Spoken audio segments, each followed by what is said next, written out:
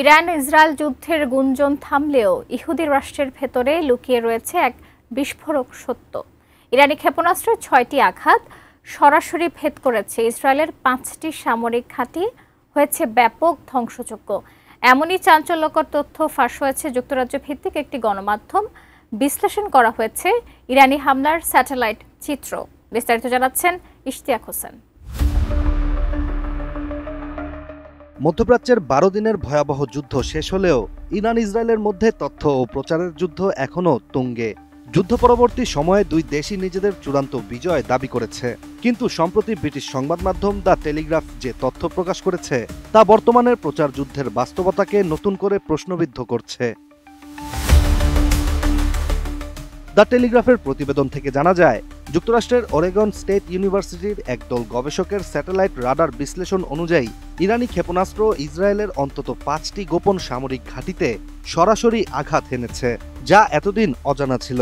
গণমাধ্যমে প্রচারের নিষেধাজ্ঞা থাকায় তা দেশটির কোনো সংবাদ মাধ্যমেও প্রকাশ হয়নি। রাডার চিত্র বিশ্লেষণে দেখা যায়, উত্তর, দক্ষিণ ও মধ্য ইসরায়েলের ৫টি স্থানে ইরানের ৬টি ক্ষেপণাস্ত্র আঘাত হানে। এসব স্থাপনার মধ্যে রয়েছে একটি প্রধান বিমান ঘাঁটি, একটি গোয়েন্দা তথ্য সংগ্রহ কেন্দ্র এবং একটি সামরিক লজিস্টিক্স ঘাঁটি। এসব হামলার কোনো খবর ইসরায়েলের পক্ষ থেকে আনুষ্ঠানিকভাবে স্বীকার করা হয়নি। তবে আইডিএফের একজন মুখপাত্র জানিয়েছেন, যুদ্ধ চলাকালীন সংশ্লিষ্ট সব ইউনিটই কার্যক্রম চালু রাখতে সক্ষম ছিল। এটি একরকমের প্রচ্ছন্ন স্বীকারোক্তি হিসেবেই বিবেচিত হচ্ছে।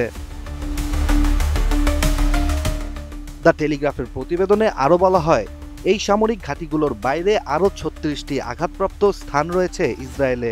যদিও ইসরায়েলের উন্নত সতর্ক ব্যবস্থা ও জনগণের সুশৃঙ্খল বোমা শেল্টার ব্যবহারের কারণে প্রাণহানি মাত্র ২৮ জনে সীমিত ছিল, তবে ১৫,০০০ মানুষ গৃহহীন হয়ে পড়েছে, যাদের আশ্রয় দিতে দেশের হোটেলগুলো বর্তমানে ব্যবহার করা হচ্ছে।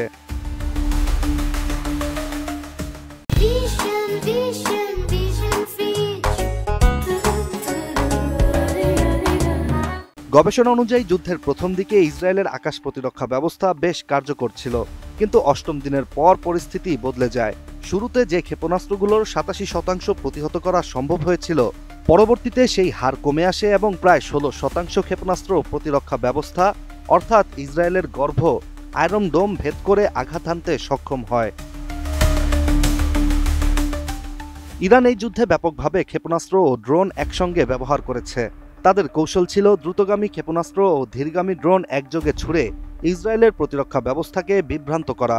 একজন ইরানি কর্মকর্তা জানিয়েছেন, অনেক ড্রোন গন্তব্যে পৌঁছায় না, কিন্তু সেগুলো প্রতিরক্ষা ব্যবস্থাকে ব্যস্ত রাখতে গুরুত্বপূর্ণ ভূমিকা রাখে। ইরানি মিডিয়ায় এখন নিয়মিত প্রচার হচ্ছে এমন সব ভিডিও যেখানে আয়রন ডোম ব্যর্থ হয়েছে, তার সঙ্গে বাজছে বিপ্লবী সঙ্গীত ও ছড়া। ইসরায়েলের প্রতিরক্ষা ব্যবস্থা বহুতল স্তর বিশিষ্ট, যার মধ্যে রয়েছে আয়রন ডোম, ডেভিস স্লিং ও অ্যারো সিস্টেম। তবুও এবারের যুদ্ধ দেখিয়েছে এই প্রতিরক্ষা ব্যবস্থাও সম্পূর্ণ সুরক্ষা নিশ্চিতে কার্যকরী নয়। তাছাড়া যুক্তরাষ্ট্রের সহযোগিতায় ব্যবহৃত হয় দুটি গ্রাউন্ড বেসড থার্ড সিস্টেমও। যুদ্ধ চলাকালীন যুক্তরাষ্ট্র কমপক্ষে ৩৬টি থার্ড ক্ষেপণাস্ত্র ব্যবহার করেছে, যার প্রতিটির মূল্য ছিল প্রায় $১,২০,০০,০০০। যুদ্ধের পর এই প্রচার প্রতিপ্রচার যতই চলুক, স্যাটেলাইট রাডার চিত্র ও গবেষণা তথ্য যে বাস্তবতা সামনে এনেছে তা হলো, এই যুদ্ধে দুই দেশের সামরিক সক্ষমতার পরীক্ষা নতুন মাত্রা যোগ করেছে। আকাশ প্রতিরক্ষা ব্যবস্থার সীমাবদ্ধতা, প্রতিপক্ষের কৌশলগত সাফল্য এবং ভবিষ্যতের জন্য তৈরি হওয়া অনিশ্চয়তার ছায়া দীর্ঘ সময় ধরে মধ্যপ্রাচ্যের ভূরাজনীতিকে প্রভাবিত করে যাবে বলেই ধারণা করা হচ্ছে। Ishtiaq Hossain, ATN news.